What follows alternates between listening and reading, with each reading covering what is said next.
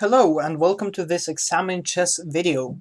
Today we are looking at the game between Capablanca and Marhsall, which has been named the Novelty Gift and was played in New York in 1918. The game was named the Novelty Gift, as far as I could figure out anyway, primarily because Marhsall had prepared this very line against Capablanca because they were having this match. And, well, we'll see how stuff goes. Now, this line has been named the Marhsall attack now in later days, and is a line within the Ruy Lopez. And so with every Ruy Lopez, we start out with e4, e5, knight to f3, knight c6, and bishop to b5. And this is the Ruy Lopez.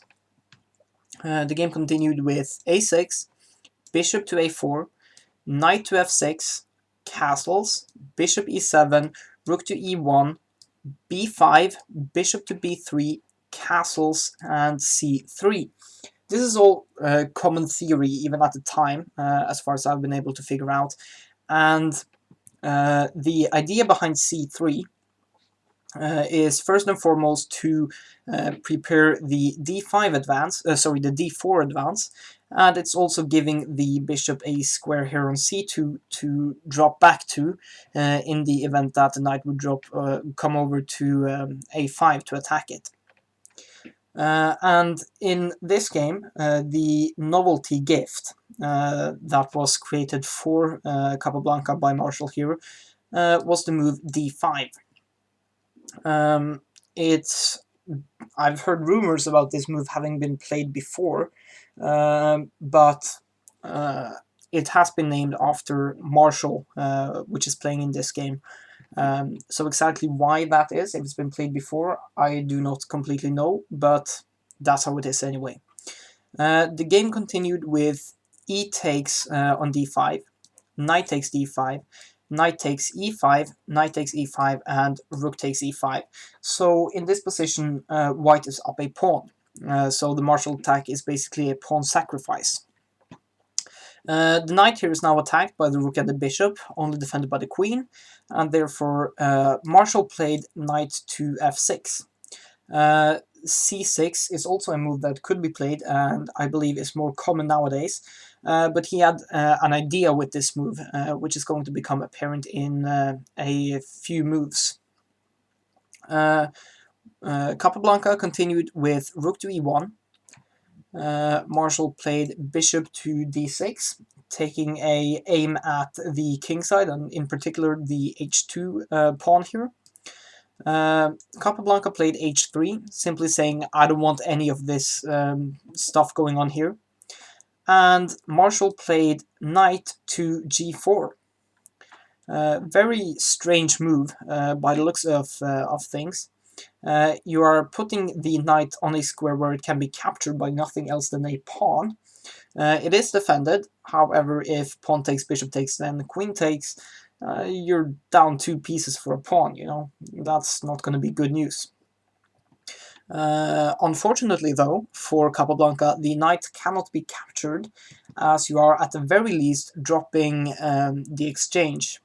After pawn takes and then queen coming to h4, there are some threats against your king here with the bishop and queen and this open file. The game continued with queen to f3, which looks a little bit strange, but it is a very well thought out defensive move, which like Capablanca was very good at the chessboard here. Also, one of the ideas behind this move is to take aim at this rook over here. Black, however, continued with queen to h4, and so there are some minor issues with capturing this rook, which you are welcome to try to find out, and leave a comment down in the comment section below to see if you can figure this out by yourself. So in this position, white played d4. Looks a bit strange, like why not capture the rook or something. He wants to get his pieces involved. everything that's not getting pieces involved is basically delaying development, and therefore not something you really want to do. So in this position, Marshall actually played knight takes f2. Now, quick question, why cannot white capture this knight? The idea is that after queen takes knight, you get bishop to g3 in, and you are winning at the very least the exchange. So also you have something that could be considered a dangerous attack going on, so you know, not the best of moves. Instead, Capablanca played rook to e2, simply saying, okay, I saw your threat and I want to win this. I want to win this knight. And Marshall replied with bishop to g4, claiming the rook. He wants the rook. However, Capablanca called his bluff and played h takes g4. The threat is queen to h1 checkmate. However, this doesn't work in this position because king takes f2, because of king takes f2, and therefore black decided to play bishop to h2 check, king to f1, and bishop to g3. The knight here is now defended, and there is again a threat of queen coming down to f1 delivering checkmate.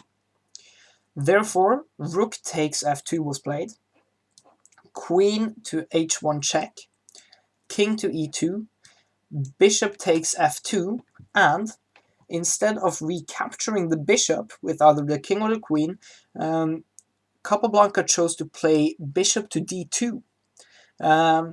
Basically, he's acknowledging the fact that this queen is very annoying. It is in his position, and he cannot develop the rook or the knight until this queen is gone. And he's also saying, or claiming, that this bishop here is slightly misplaced. And he's kind of asking how you're going to get it back into the game. Of course, Marshall had a reply to this. Bishop to h4 was played. Queen to h3. White wants to just get rid of the queens, because the queen here is a real thorn in his position.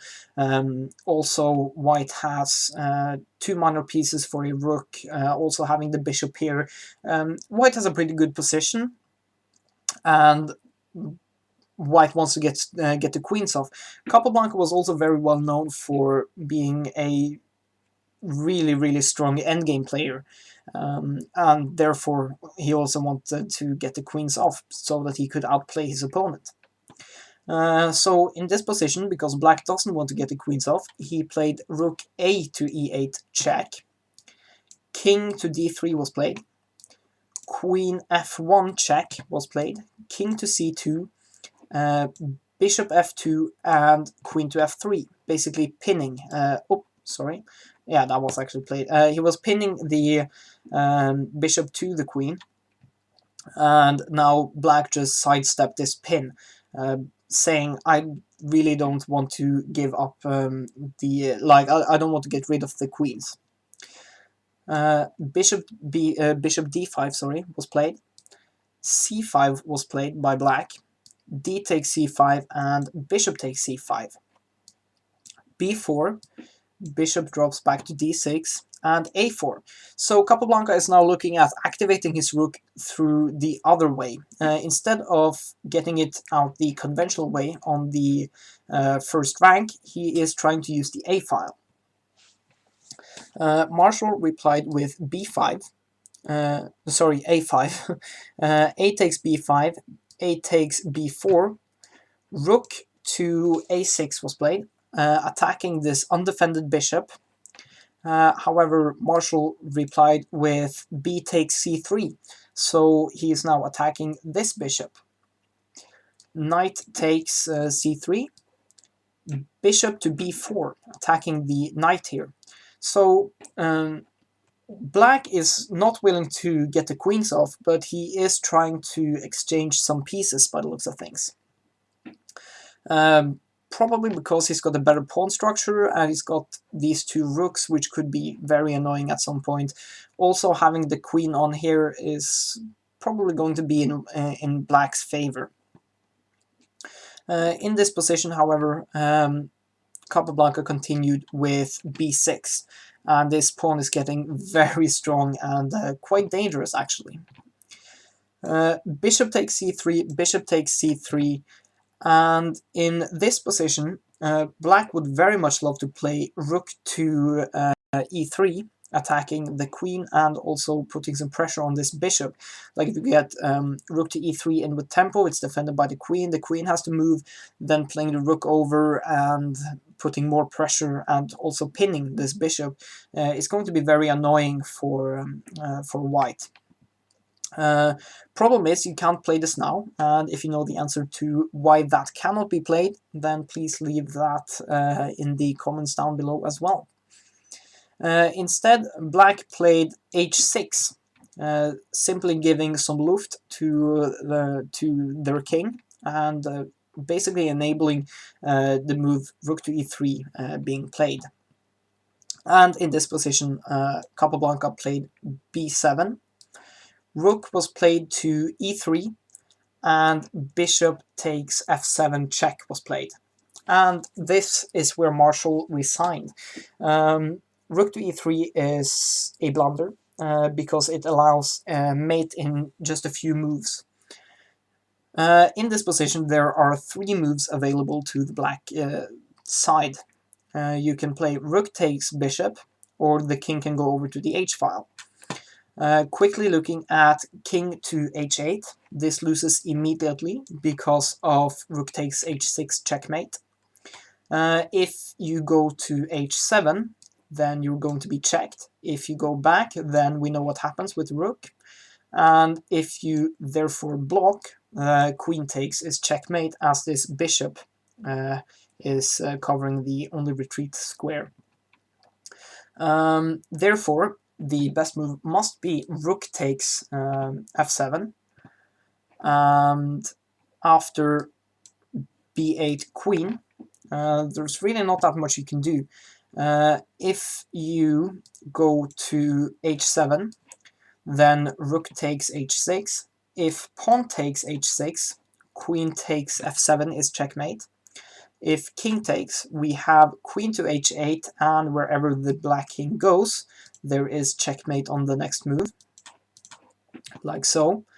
And the last alternative, I don't think there are anymore. I think we looked at this, yeah? So yeah, moral of the story is the rook being played to e3 was the losing move. Yeah, so it was a very interesting game to look at. I feel like I learned, actually there is one move we didn't look at, which was, let's see, rook takes, and yeah, let's do b8 queen. If you block, then you can actually take with either queen.